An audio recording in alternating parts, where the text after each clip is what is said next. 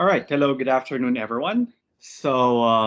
Weekend's no left, but before we go and hibernate, let's try to do some Math 101 stuff first.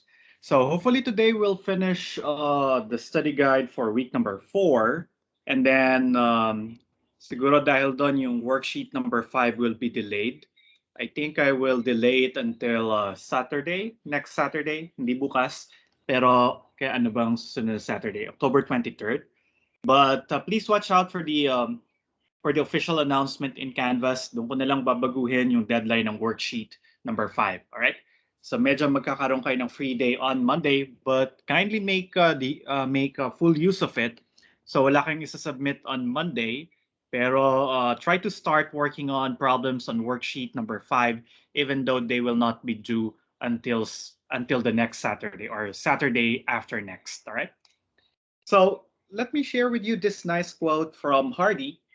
He said that a mathematician, like a painter or a poet, is a maker of patterns. Ang ganda, di ba? So as mathematicians, we are not looking at specific cases or just specific scenarios, but we look further than that.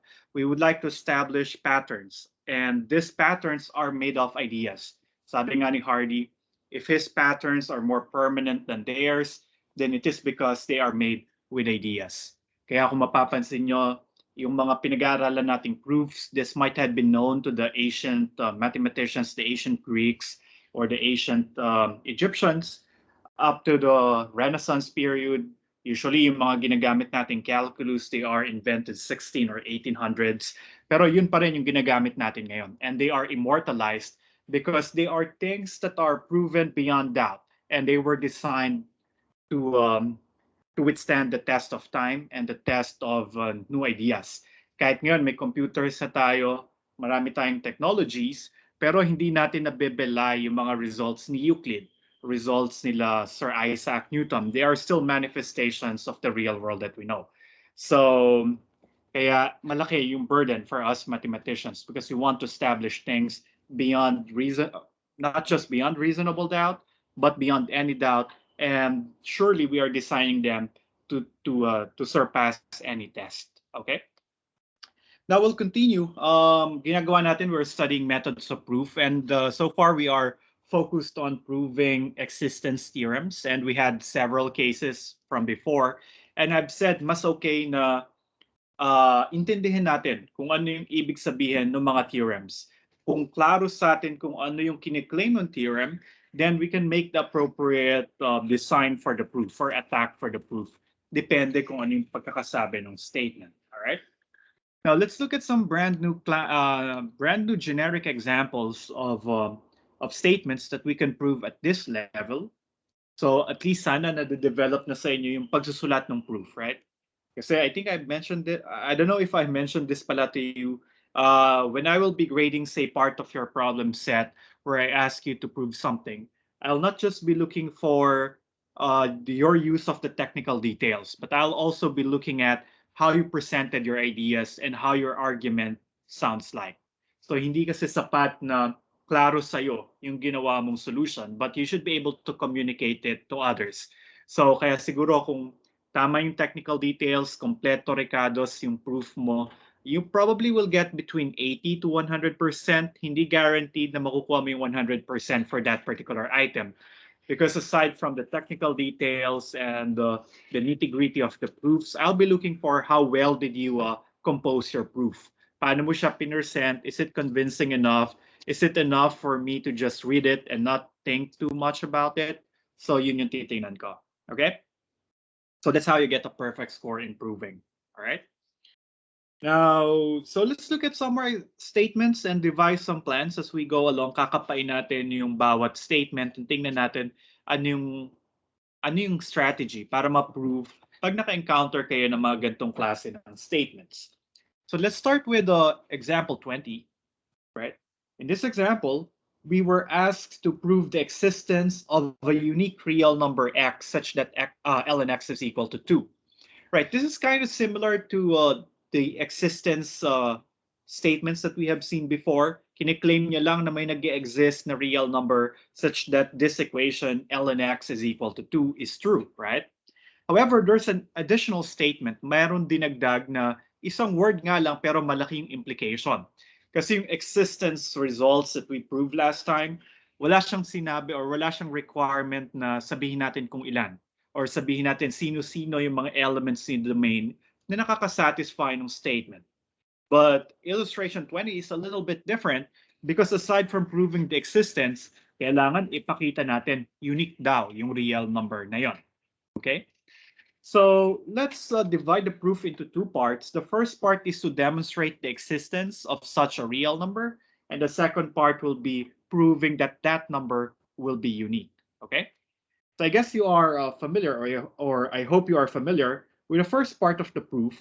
Probably I'll start with a PA, and then tingnan natin kung paano kinonvert yung preliminary analysis into the actual proof that is printed on the work text, right? So we want to find a real number x such that the following equation holds. Ln x is equal to 2, right?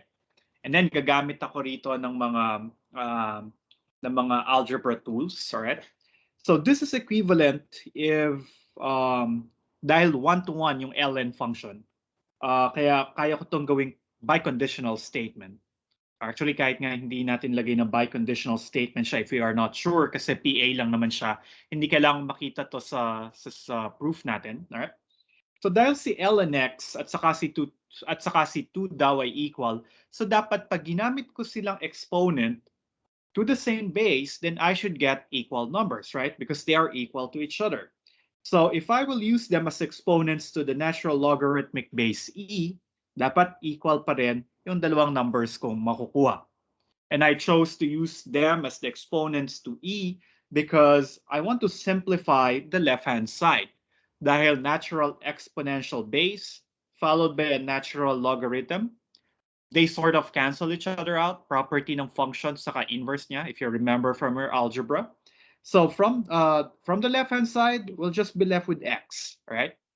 And the right-hand side is perfectly fine on its own because it's just e squared. E is a constant, e squared is a constant, and it's a real number, right? So essentially, in the PA, we have found the value of x we're looking for, right? So dito alam ko si x ay equal kay e squared. And that's how the first half of the proof went. So kinonvert niya into a proof na hindi nag-PPA. So sabi niya, okay, gusto mong magpakita ko ng real number x. So x equals c squared out of the blue. But you know now the secret. Hindi talaga out of the blue yung choice kay x. Ginawa natin yan on our scratch paper. Ginawa natin to via the preliminary analysis. And what we do in the actual proof ay isa-substitute ko lang yung x equals e squared dun sa given equation or dun sa isang side ng given equation, namely dun sa left-hand side, to show na equal kay 2 siya pag sinimplify. And true enough, if you plug in e squared into x, we'll get ln x equals ln of e squared. And then show your algebra prowess. So masisimplify siya as 2 ln e, but ln e is equal to 1. So this guy will be 2 times 1, eventually equals 2. So na-prove natin na may nag-exist. Right? But we don't stop here because the example claims na may unique lamang na real number na nakakasatisfy ng ln x equals 2. So napakita na natin na meron. So the next half is for us to show na unique yung element na yon. Okay? And then there's at least 2 ways on how to write the existence proof. Yung isa ay medyo gagamit ng proof by contradiction, which we haven't tackled before. Siguro, kaya gagawin kong direct proof yung pagkaka-state ng proof of existence. Okay? So ang gagawin ko dito ay I will suppose the existence of another number y such that that is true, right? So I will suppose that there is another element y of r such that ln of y equals 2. Alright? So kunwari, meron pang isang real number y na totoo yung equation. So si ln y ay equal din kay 2. Alright? But we have already, and then the end goal here is to show that y must be equal to e squared. Na necessary na si y maging equal kay e squared para itong equation na to ay maging totoo. Alright? And that will prove existence. Kasi napakita na natin na nangyayari lamang ito kung si y ay equal kay e squared. Okay? Now, how do we do that? Well, ln y is equal to 2, but we have proven that ln of v squared is also equal to 2. Dahil ito at saka ito ay parehas equal kay 2, so dapat silang dalawa ay equal din sa isa't isa, right? We call this the transitive property of equality. So dapat si ln y ay equal din kay ln e squared. Okay? And then we can do the same trick we did before. We in the PA, we have two logarithms that are equal to each other. Basically, they are two real numbers that are equal to each other. If I use them as the exponent to the same base, then they should produce the same number, right? So I'm gonna have e to the ln y equals e to the ln e squared, right? But again, I chose the natural logarithmic base e, the natural exponential base e para maging magkasunod si e at saka si ln kasi inverses sila ng isa't isa. So the left-hand side will just be y, while the right-hand side will be what? It will become e squared, right? Wala lang yung e at saka yung ln kasi inverses sila ng isa't isa, matitira si e squared, right? And this argument tells us na, kung sakasakali na may isa pang y na nakakasatisfy ng ln y equals 2, then si y dapat ay equal din kay e squared. And hence, this proves the uniqueness of the real number x. So I can say, end of proof. So, or you can conclude, therefore, there exists a unique x in R such that ln x is equal to 2, right? By the way, when you see this symbol, familiar na kayo dito sa baligtad na E, there exists. Pag nilagyan nyo siya ng exclamation point right after it, that means there exists a unique. So this is read as there exists a unique X in R such that ln X is equal to 2. All right? And isn't it amazing? Nakapagsulat na tayo ng isang buong sentence na puro symbols. Wala kang makikitang English. Pero tayong mga mathematicians, nagkakaintindihan na tayo na ito ay, there exists a unique x in R such that ln x is equal to 2. Right? And that ends our proof. So it's a little bit different from the attack in the word text, but again, there are multiple ways on how to kill a cat. Not a literal cat, but a mathematical cat, right? So maraming solutions sa isang problem. So bahala na kayo. Basta maayos yung pagkaka-present nyo. Okay? And siguro let's make it a habit of treating a proof as an essay. So kahit makikita nyo yung sinulat kong proof sa margins, ito pa rin I try as much as possible to follow grammatical rules. So kung babasahin yan, suppose y in R such that this is true, magpa-follow to kapag ka-equations, parang ino-omit na natin yung implication. But if you want to be strict about it, you can put implications there. Tapos, dun sa huling equation, naglagay ako ng period. Kasi ito yung katapusan ng sentence na to. Tapos, yung therefore, siya yung first word of the next sentence. And my conclusion, my concluding sentence by a period. And then put the marker, the end of proof marker. Okay. All right, so does that make sense? Any questions, guys? Parang tahimik kayo ngayon, walang nagre-react.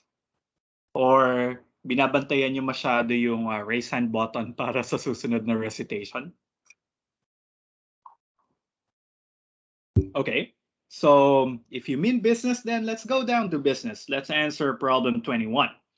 In problem 21, we are asked to show that for every integer n, there exists a unique integer m such that 2m plus 8n equals 6. So medyo kakaiba yung statement na to from the previous one. Kasi dalawa yung quantifier, right? For every, so for all, then there exists. So ibig sabihin, yung existence ni integer m, nakadepende possibly on your choice of the integer. Kasi nauna yung for every kesa dun sa there exists. So kung ita-translate nyo to into Tagalog, sa bawat isang integer n, okay, sa bawat isang integer n, may mahanap tayo na unique integer m. So ibig sabihin, sa bawat n, you can treat the value of n as the challenge, tapos si m yung response. Pag binigyan ka ng integer m, bibigyan mo ako ng m. Yung m na yon, hindi necessary na pare-parehas siya sa lahat ng integer n. Yung integer m na makukuha nyo ay nakadepende dun sa choice of n. Kasi ganito yung usual implication ng statement na nauna yung for every, tapos susunod yung there exists. Kasi bibigyan ka muna ng integer, hanapan mo ng integer n, hanapan nyo ako ng integer m. Parang yung sa math 36 niyo na for all epsilon greater than 0, there exists a delta. So yung existence ng delta nakadepende dun sa given epsilon. So in preparing your proof, you can think of, okay, si m ito ay nakadepende dun sa choice of n. So the choice of m might depend on the value of n. So pag magsosolve na kayo ng pag magsosolve na kayo ng m, posibleng yung makuha yung value ni m ay nakadepende dun sa choice ni n. Basta ang usapan, pag binigyan ko kayo ng n, bigyan nyo ako ng formula o bigyan nyo ako ng ng integer m. Pwedeng hindi eksaktong integer m, pero pwedeng formula para kay m. Pero pwede nyo gamitin si n kasi si n given na as a challenge dun sa start ng statement. Okay? Though this is a little bit this has a bit of a challenge kasi dapat unique daw yung integer n na mahahanap natin. Okay? Now let's try to prove it. Okay, first question for the day. Ano kaya yung integer m na hinahanap? So here I can start the proof and I can say, ang bibilis, no? Talagang pinagandaan. So yes, nauna si Crizel.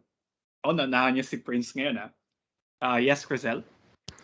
So, yung magiging value po ng m natin. So, from the equation po, di ba 2m plus 8n equals 6. So, 2m equals 6 minus 8n. So, m po is equals to 3 minus 4n. So, yun po. Nakadepende po yung m sa magiging value po ng n. Okay. Thank you, Crizel. That's perfect. Gumawa siya ng PA. Nagsimula dun sa equation and sinolve si m kasi ang pinapahanap integer m. So kung si integer m, so ibig sabihin, isolve ko lang si m out of this and I am fine if the value that I find for m involves the variable n. Kasi nakita niyo yung simula ko ng proof, given muna yung integer n. Alright? Then if that is, if we are given an integer n, then we can take m to be equal to 3 minus 4n and declare, at least on paper, or just i-declare nyo lang na siya ay integer din. Kasi you need to be careful kasi ang sabi nung exercise 21, may nag-exist na unique integer. So dapat si m ay integer. So dapat dun sa proof nyo, mabanggit nyo somewhere, kahit without proof, kasi obvious naman siya na si m ay integer. So kung ang choice ni Crisel ay 3 minus 4n for the value of m, and then I can discern na, okay, si n ay integer, si 4n ay integer din, so integer 3 minus integer 4n, integer pa rin yung sagot. So you need to say integer siya. Okay? Hindi ko nahanapin yung proof kung bakit siya integer kasi clear naman yon. Pero kailangan yung i-declare na yung nahanap nyo ni m ay integer, nahanap nyo na m ay integer. Okay? You might get 1% deduction kung hindi nyo nasabi na integer si m. Kasi ang nire-require ng theorem, integer si m. So somewhere in the proof, you should cite that m is an integer. Okay? By the way it looked like, right? So base dun sa itsura niya. Okay? And then, okay, then nakuha natin yung m, then let's prove that indeed it satisfies the equation. Then note that, so sabi nga natin, magsimula lang kayo sa isang side ng equation. Plug in the value of m that we found. So 3 minus 4n plus 8n. Then this would be 6 minus 8n plus 8n. So this will be 6. All right. And so m satisfies the given equation in the problem. So na-prove na natin yung existence ng integer m para sa kahit na nung integer n. Okay? But there's a second part for the proof because we need to show that this is unique, right? So ganun ulit yung gagawin ko. So suppose there exists another integer, let's call it p, such that the equation holds. So kapag ka si m ay pinalitan natin ng p. So that means I'll have 2p plus 8n is equal to 6. And again, my goal here is to show that p is necessarily equal to 3 minus 4n. Okay? Para masabi ko na tama ba? Ano? Yeah. Kailangan mapakita ko na si p ay equal kay m, yung original number natin na naibigay kanina for a choice of n. All right? So what would be my next step here? And si Prince hindi na talaga nagbaba. Oh. Go ahead, Prince. May idea ka what's next in this proof?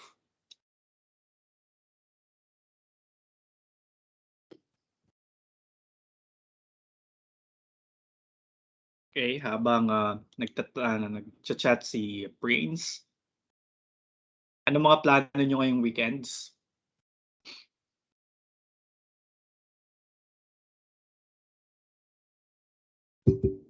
Mukhang kailangan ko magtrabaho over the weekends.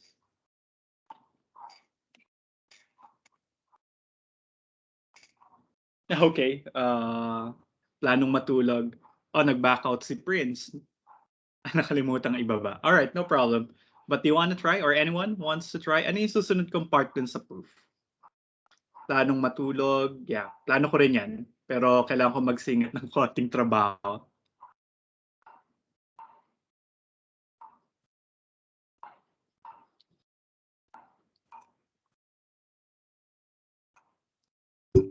Okay.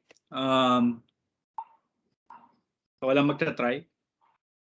Parang katulad lang ng ginawa ko kanina. Gusto ko mapakita na si P ay equal dun sa napili nating M kanina, right? So, ano ba yung alam natin? So, equal to kay 6. Pero alam ko si 2M plus 8N with this choice of M ay equal rin kay 6. Ayan, go Prince. Doon na spoil ko na yata. Sige, type mo lang Prince.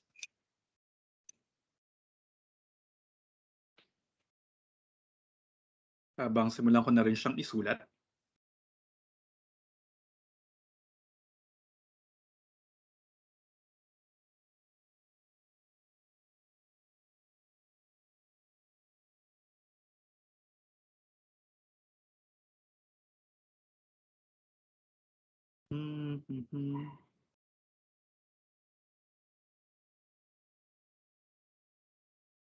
Okay, so yeah, sabi ni Prince, in some form or in some way or another, in one way or another, we can show that p is equal to 3 minus 4n, which is essentially the number, the value of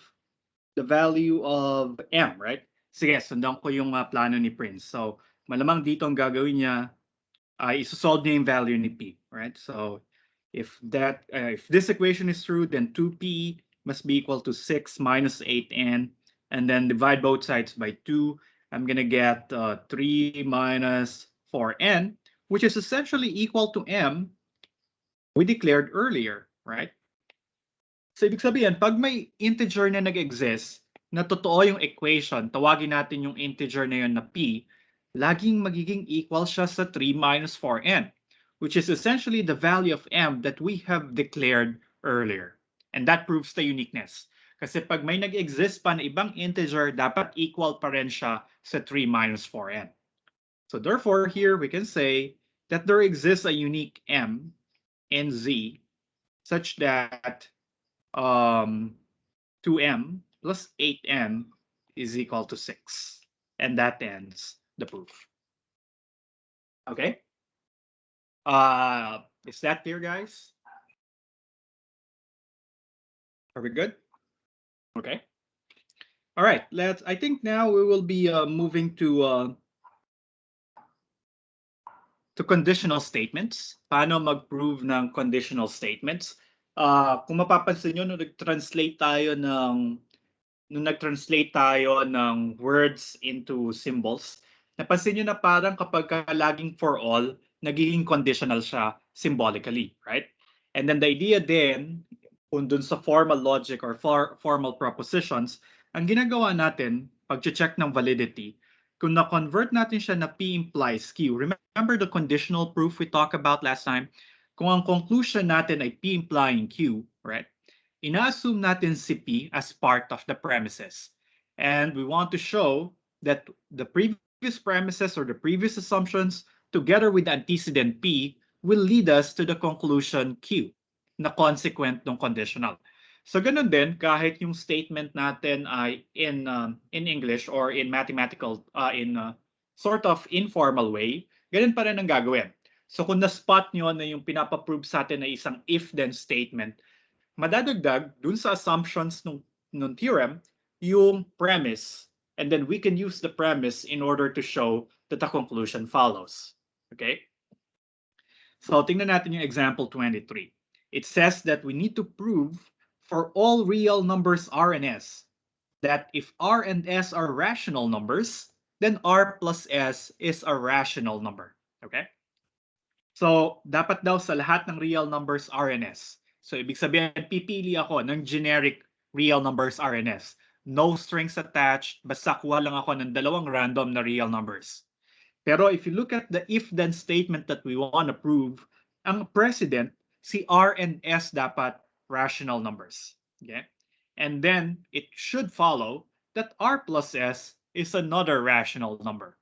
So, magiging part ng assumption or nung premises natin yung precedent. So, pwede nating i-assume na si R at saka si S ay rational numbers. And then from there, we will show that R plus S is another rational number. Okay? So probably I can begin the proof there by getting, instead of, pwede akong dumaan pagkuha ng real numbers R and S. Kaya lang, dun sa susunod na line, sasabihin ko, i-impose ko na si R at saka si S ay rational numbers.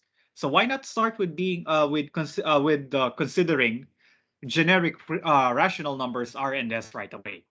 So I can start my proof by saying, okay, let's get two arbitrary rational numbers kasi sila lang naman yung covered nung if-then statements.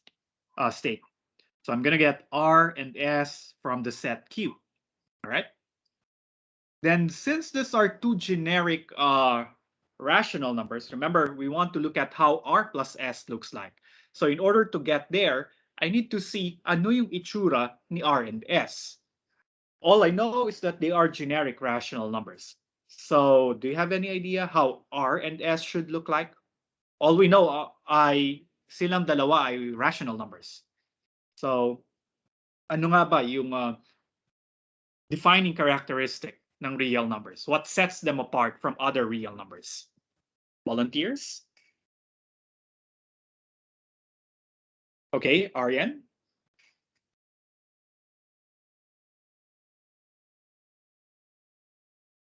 Kita ko nauna si Aryan, kaya lang biglang bumaba. Do you want to try, Aryan? Po, sir. Yes po. Oh, go ahead, yes. Then R and S should be a ratio of two numbers such as R equals A over B and S is equals to C over D. Uh-huh. Great. Thank you, Aryan. But gusto kong susugan ng konti yung statement mo. Just be careful, right? So, hindi lang basta numbers, si A, B, C, and D. Ano sila? Nakita ko nag-task kanina si Neil Christian. Ano yung kailangan kong idagdag din sa statement ni Aryan?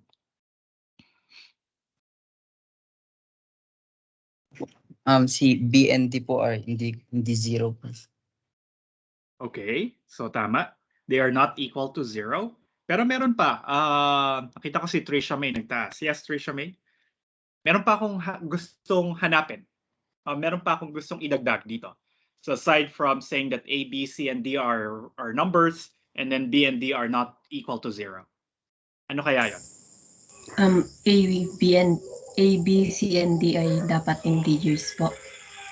Okay, thank you, Trisha. Yeah, medyo key yun na dapat si A, sabihin nyo na si A, B, C, D are integers, right? Then there exists integers A, B, C, and D such that R is their ratio or the ratio of A and B, and S is the ratio of C and D, provided that B and D are not equal to 0. All right? So pag nakalimutan nyo to, medyo may butas yung proof. Kasi, halimbawa, sabi nyo lang A equals B. So si pi, pwede ko isulat as pi over 1. So kung nakalimutan yung banggitin to, mali na yung proof nyo. Kasi may mga irrationals na kaya kong isulat na A over B. Alright? Or hindi kompleto yung proof nyo. Hindi ironclad yung argument. So yung mga technical details na yun, watch out for them. Kasi yun yung hanapan ko ng butas yung mga proofs nyo. Ang samang prof, no? Hinahanapan ng butas yung sagot ng mga estudyante. Pero yun yung gusto naming training sa inyo. So, kailangan detalyado at saka walang butas yung proofs nyo. So, I will be your, ako yung opposing counsel. Kung nasa korte tayo, ako yung kalaban nyo. Alright? Okay, and then what's next? So, since we want to show, remember, what's our goal? Show that R plus S is a rational number. Tapos sabi nga ni Arian Prince and, I'm sorry, ni Arian, ni Neil Christian, sa ni Tricia, ang defining characteristic ng isang rational number ay ang pagiging ratio ng dalawang integers, the denominator not being equal to 0. So that's our goal. Show that R plus S can be written as such a ratio, right? Pero hindi na yung ganun kahirap kasi pwede natin compute si R and S using the expansions or the expressions for R and S that your classmates gave us. So I can write R plus S as A over B plus C over D. And this would be AD plus BC all over BD. And you can say on the side here, BD is not equal to 0 because neither B nor D is equal to 0. And so you can say since AD plus BC and BD are both integers, then R plus S is rational. End of proof. Okay?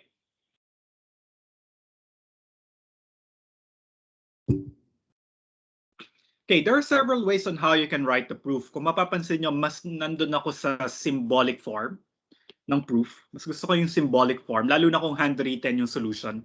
Kasi ayoko magsulat ng maraming masyadong English. Pero kung typewritten yung solution, mahirap i-latex to. So, kailangan kong, or mahirap i-equation editor. So, minsan gusto ko rin yung Word. Pero kung mapapansin natin, yung proof yata nito sa textbook ay medyo wordy. Pero it doesn't matter how you write it as long as I can discern what you want. So, ganito niya sinulat. And that's fine. Meron pang additional, hindi pala example na pala yung kung bakit mali yung proof. Nasaan yung proof niya? Okay, ito yung proof niya. Okay. Right. Medyo similar pero hindi siya gaanong gumagamit ng symbols kasi textbook proper siya. Pero if you want, you can use the symbolic form na ginagawa ko. That's fine kasi agreement naman natin, ginagamit talaga natin yung mga symbols na yan sa klase. Alright? Okay, so let's try another one. Exercise 26. Dito sa exercise na to, may ipapakilala akong bagong relation. Na-meet nyo na ba to before? This is the divides relation. So this symbol, a vertical line between A and B. So this is read A divides B. And this is equivalent to saying that A is a factor of B. Siguro unahin ko pala yung actual definition. Ang base sa kanya ay A divides B. And again, dun lang sa pagkakabasa na yun, A divides B. Ibig sabihin, divisor dapat ni divisor dapat ni B si A. Or in other words, dapat si A ay factor ni B. Right? Or if you want to, if you will be using the divides relation in a mathematical context, so mas maganda na isulat natin siya in through an equation, right? Or through an equation relating A and B together, right? A divides B, meaning A is a factor of B, therefore B must be written as the product of A against another integer. Okay? So, kapag ka nakakita kayo ng A divides B, ang mathematical translation niya ay, we can find an integer Q such that B is the product of A and Q, right? And this shows that indeed A is a factor of B, right? Sige, pag-practice natin. True or false? Sige, number 1. 15 divides 105. True or false? Taas kamay. Hirap pala bigla, no? Pati ako napakompute. Is this true or not? Oh, yes, Lauren. Tama ba? Yeah, Lauren.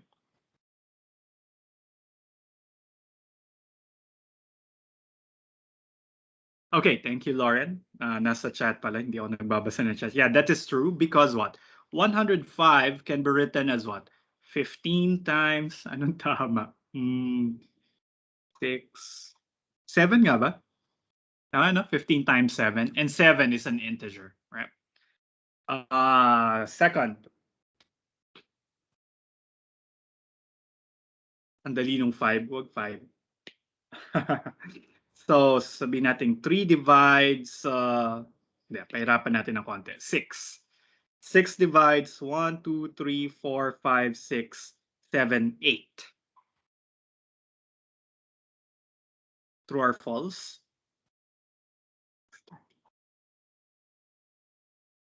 Oh yes, nakasagot ka na Aryan, di ba? So, try muna natin yung iba.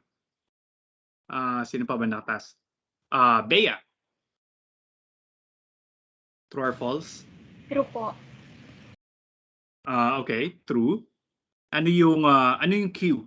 So, si 1, 2, 3, 4, or nag-divisibility rules ka lang ba? Andaya, pwede nga pala kayong mag-calcu, no? So, pag dinivide niyo yung 1, 2, 3, 4, 5, 6, 7, 8 by 6, dapat integer yung makuha yung quotient. Wala dapat remainder, tama? Ang sum ng mga digits ay 36. Tapos si 36 ay divisible by 3. Tapos even tong number na to, so divisible siya by 6. Right? Okay, thank you, Bea. But 5 doesn't divide 1024, right? Kasi si 5 ay hindi factor ni 1024, meaning hindi natin kayang isulat si 1024 as 5 times another integer. Hindi rin, or pwede nyo rin tingnan 1024 divided by 5, may remainder. May decimal point yung sagot. So, hindi dinidivide ni 5 si 1024. The symbol for hindi dinidivide ay yung divide bar, pero lagyan nyo lang ng cross. So, ito yung doesn't divide. How about this?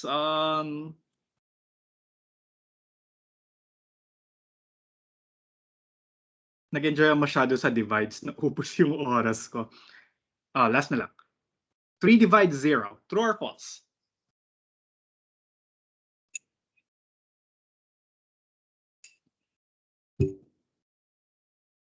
Three divide 0.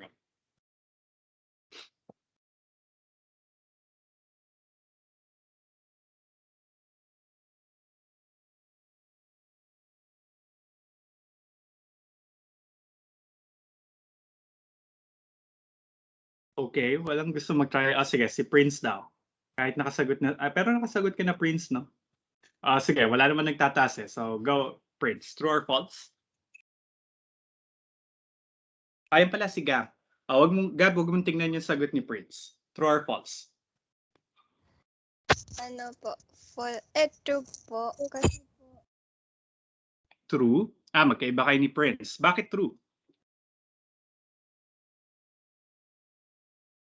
the 0, which is still an integer po. Okay, sorry, medyo na-cut off. So, I suppose you were saying 3 times 0 is equal to 0 and 0 is still an integer. Tama ba? Yes po. Okay, thank you, Gab. Yeah, that's correct. Yeah, Prince, nakalimutan mo yung 0. So, ang definition nung divides, dapat ay masulat mo yung pangalawang number as the first number times an integer. Tapos si 0, pwede nating isulat as 0 as 3 times 0. And 0 technically is an integer, so 3 divides 0. Okay. Tapos ano pa yung madali? 1 divides any integer. Okay? For any integer a.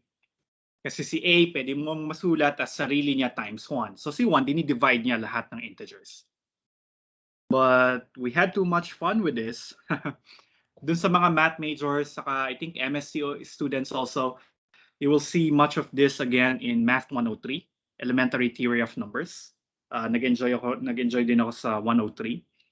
Pero yeah, for now, let's go back to 101.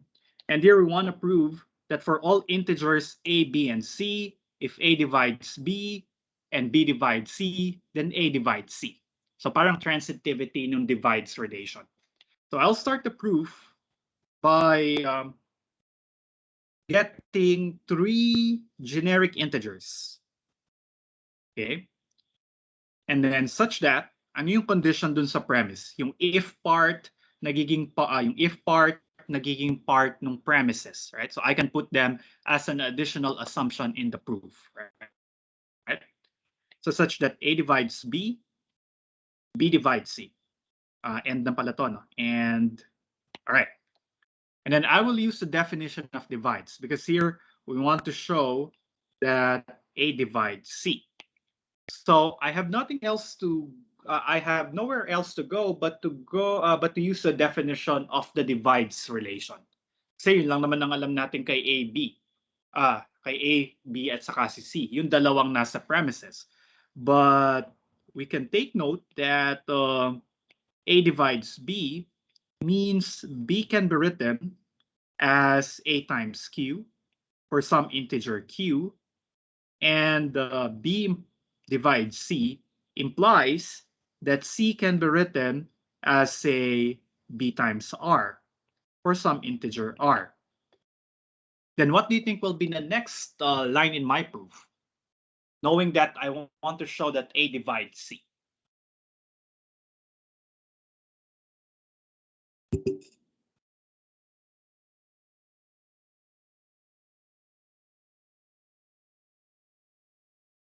So gusto kong mapakita na si A dinidivide niya si C. And again, para mapakita mathematically na yung isang number dinidivide niya yung isa, kailangan ko makita yung factored form, kung paano ko pwedeng isulat si C. But then I can say that C is equal to B times R, right? But B can be written as A times Q, right?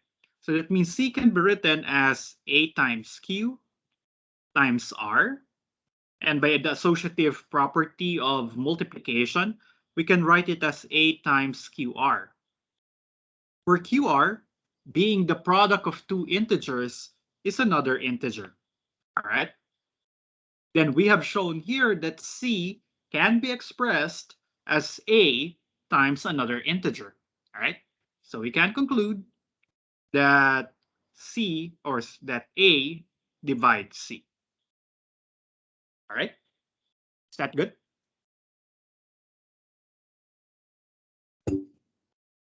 Okay, thank you. Any questions so far? Okay lang ba guys, mangutang uli ako sa inyo ng oras para sumabay tayo dun sa kabilang section. Di ba Friday night na naman, so saka bawal naman kayong gumimi kasi pandemic pa. So siguro mga 10 more minutes or kahit 15, sagarin natin. Alright. So pala, before proceeding, as I've mentioned, siguro by the end of this meeting, you can try to solve problem number 1 in worksheet number 5. And the deadline here will be moved most probably Saturday week after next. So that would be on the 23rd. Ibabaguhin ko na lang sa Canvas later tonight or tomorrow morning. Okay. Pero before you do that, hindi ko pa yata nababanggit sa inyo, there's a correction to problem number 2. For problem number 2, though, siguro sa Wednesday pa natin madidiscuss yung proof by contradiction. Pero mali yung theorem. So dapat isa lang yung sine at saka isa lang yung cosine dun sa equation, dun sa inequality. So the inequality should read sine x plus cosine x is greater than or equal to 1. Okay? So mamamali yung theorem kapag ito ay sine of sine x plus cosine of cosine x. So merong mga x's na hindi totoo yung inequality. So if you already submitted your answer to worksheet 5, because I saw that I think there are some students who submitted worksheet 5 already. I don't know if they caught that that typo, but if you submitted and you didn't change that typo, so you can resubmit. Just let me know that you need to resubmit it. Okay. So yeah. Okay. But again, my suggestion is, even though this is not due on Monday, if you can start working on it, simulan nyo na kasi baka makadami tayo ng matatapos next week, tapos matapos natin yung coverage, magjuju yung worksheet 6 sa Monday on the 25th. So medyo magdidikit yung deadline ng worksheet 5 and 6.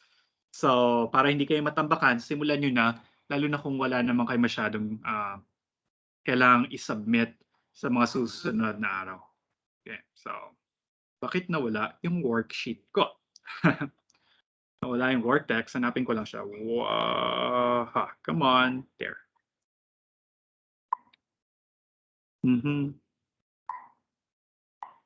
Okay.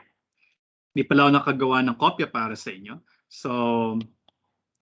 ito yung ginawa ko sa kabilang section. I-clear ko na lang siya as we go. So the next statements that we will prove are still conditional in nature. Pero ang problema sa kanila ay mahirap gawin yung direct proof o yung proof na ginawa natin kanina. I mean, our strategy for conditional statements is assume the precedent and show the consequent. All right? Ipakita na pag inassume natin si P, magpa-follow si Q. Pero sometimes hindi madaling gawin ito. Okay? So, meron tayong tinatawag na proof by contraposition. And here we will take advantage of the rule of equivalence called transposition.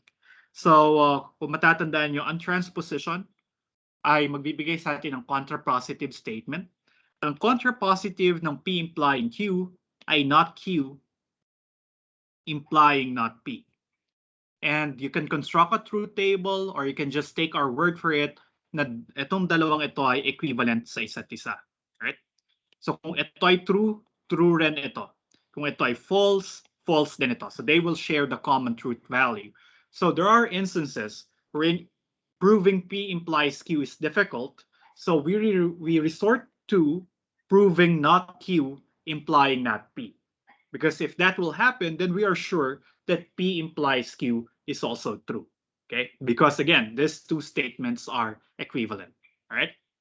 So let's look at some examples. Bakit nakalimutan kong gumawa ng worksheet, ng kopya nitong notes para sa inyo? But anyway, bawal magtampo ha. Sabihin nyo, sir, hindi kinakalimutan nyo naman kami. So yeah, honest mistake lang. Okay, let's look at example 27. In example 27, it is said here that we need to prove that for all integers n, if n squared is even, then n is even. So ang idea rito ay, if we will attack it using the direct method, so si n squared ay even, ipakita daw natin na si n ay even. Okay? So kung direct yung proof na gagamitin natin, right? So i-assume natin na ang n squared ay even. Tapos matatandaan natin ang distinguishing characteristic ng mga even integers ay pwede natin silang isulat as 2 times another integer. Alright? So yan yung nakuha natin sa premise. N squared is even, thus n squared can be written as twice another integer. However, we want to prove that n is even. So I need to have an expression for little n. Ang problema from here, okay, ano yung makukuha natin? So, makukuha natin ay, pag kinuha ko yung square root ng parehas na sides, I'll get n equals plus or minus root of 2k. And now, the problem here is, this is what I know, right? Pero mula dito, ano pang masasabi ko? Dahil sa presence nung square root, right?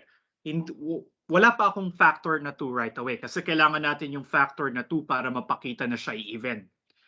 Meron lang akong 2 kaya lang nakakulong siya sa loob ng radical. Tapos si k, ang alam ko lang kay k, generic integer siya. Hindi ko alam kung siya ay odd or even.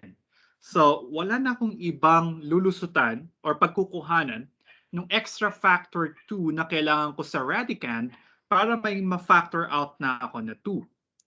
Tapos may problema pa yon kasi pag nakapaglabas nga ako dito ng 2, hindi ako sure na yung square root ay integer din. So I hope you appreciate the problem that we have right now using the formal proof. Dahil sa kakulangan ng information coming from the premise, mahirap siyang atakihin in a direct manner. Okay? So kaya instead, what the work text did is to prove the contrapositive. And due to lack of time, sundan natin yung proof. Basahin natin kung anong ginawa niya. So ang contrapositive nito, pwedeng tingnan, isulat niyo yung contrapositive dun sa before your proof para malaman niyo yung equivalent statement. N squared is even implies n is even. Contrapositive, i-negate yung consequent. Ang consequent, n is even. Ang negation niya, n is odd. Then, i-negate natin yung precedent. Siya yung magiging bagong consequent. N squared is even, negation, n squared is odd. So now, it suffices to show that if n is even, si n squared ay, it suffices to show na kapag ka si n ay odd, si n squared ay odd din. Pag na-prove natin yon, na-prove na natin yung equivalent statement na n is even, n squared is even implies n is even, right? So that's how the proof will flow here. So we start with an arbitrary integer n kasi nga ang nasa premise na natin ay odd yung n. So minsan medyo magulo pagka nagbabasa kayo ng proof by contraposition. That's why we encourage you to, at least at the beginning of your proof, indicate that you will be proving the contrapositive instead. Pwede niyong isulat yung contrapositive dito sa taas. Alam ko na ang plano niyo ay proof by contraposition. Or pwede niyong gayahin yung ginawa dito sa proof. Sinabi niya, contrapositively, suppose n is not even. That is, n is odd. Though, medyo hindi ako comfortable sa contrapositively. Though grammatically mukhang tama naman siya, pero parang kakaiba. Pag sinabi mong contrapositively, suppose n is even. So siguro pwedeng sabihin nyo na lang, let n be an integer, then we will proceed by proving the contrapositive, period. And then now we suppose that n is odd. And then what we want to show, n squared is odd, right? Maganda to kasi ang assumption natin ay about kay n. So kung si n ay odd, dapat masulat natin siya as twice an integer times plus 1, right? And is odd. So kaya ko siyang isulat na to for some integer k. And it would be easier because the conclusion we're after is something about n squared. We have an expression for n, and squaring a number n, or a binomial, the binomial 2k plus 1, is much easier than taking the square root of something, right? So that's what is done here. Take n squared using the expression for n that we assumed earlier. So you can write it this way. You can group the first two terms and see that I can factor out a common factor 2 between them. Pag finactor out mo siya 2 times this guy plus 1. And then this one is an integer. Because k is an integer, 2k squared is an integer, 2k is an integer, sum of two integers is another integer. So this would be twice an integer plus 1. So therefore, n squared is odd. And end of proof. Okay? Clear ba yung proof by contraposition? Sige, try pa natin yung isa. Okay.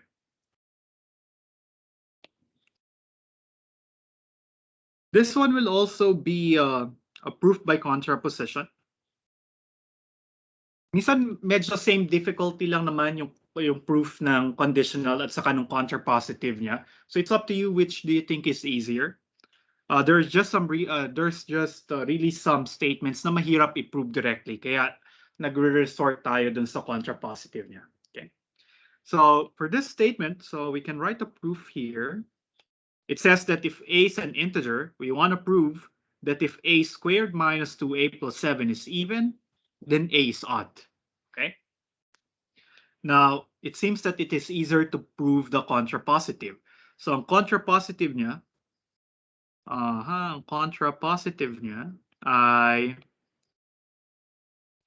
A is not odd, so that means A must be even, implying A squared minus 2A plus 7 is not even.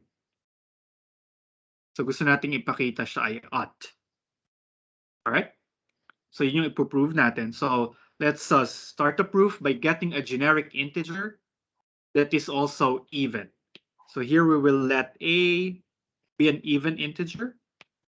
Then A can be written as 2K for some integer K. Dahil even siya. We want to show that A squared minus 2A plus 7 is odd. So let's now look at how A squared minus 2A plus 7 looks like. Alright? Meron akong expansion para kay A. Gamitin ko siya. So A is 2K, so we'll have 2K quantity squared minus 2 times 2K plus 7. Check my algebra here. Friday night na, so baka mali-mali na yung algebra ko. Minus 4K plus 7. Okay? Ang goal natin, mapakita na to ay odd. So dapat ang itsura niya ay 2Q plus 1 for some integer Q. Kailangan ko ng plus 1. So ibig sabihin, mag-reserve ako ng plus 1. Ayun, nag-reserve na ako ng plus 1. Tapos, kung nag-reserve ako ng plus 1, to maintain the equality of this line with this line, dapat ilan pa yung natira? Dapat may 6 pa dito. Right? And true enough, if you look at the first 3 terms, lahat ng numerical coefficients nila ay even. So I can factor out the 2 from them. So 2K squared minus 2K plus 3 plus 1. And I can mention that 2K squared minus 2K plus 3 is an integer. Then we have shown that A squared minus 2A plus 7 is indeed odd. Okay. Which proves the contrapositive. Okay. And that ends the proof. Yung indication ko pala dito dun sa mag-check na contrapositive na siya, yung pagkakasulat ko nung contrapositive statement, right? So nakalimutan ko na magdugsong dito ng pwede nyo ilagay nga lang, pwedeng ito nga lang yung gawin nyo. Pwedeng gawin nyo ay proof, then parenthesis by contraposition. Just to indicate na pinuprove nyo yung contrapositive. Okay? Para madali naming ma-deduce. Kasi baka magtaka kami, bakit nabago yung premise? Tapos mag-slip sa minds namin na, meron nga palang proof by contraposition. Okay? So I think it's a good place to stop here. Any questions, guys? Okay, thank you for bearing with me. Medyo marami ako nasabi today. Overtime tayo. Pero I hope you don't mind. So for those who recited, kindly put down your name in the comment section or your nicknames para unti-unti kong maalala yung mga nicknames nyo, right? But yeah, hopefully. And then, meron pa bang mga hindi members ng group, ng teams na nag-recite pero hindi makapag-comment? Okay, Neil Christian. Ayaw pa kasi mag-member ni Neil. Okay, so that's it for us today or for this week. So I hope you will have a good dinner and a good weekend. Take some rest, and then let's see each other again on Wednesday. Bye, everyone. Thank you po, sir. Thank you, sir. Happy weekend po. Thank you po, Yeah, sir. welcome.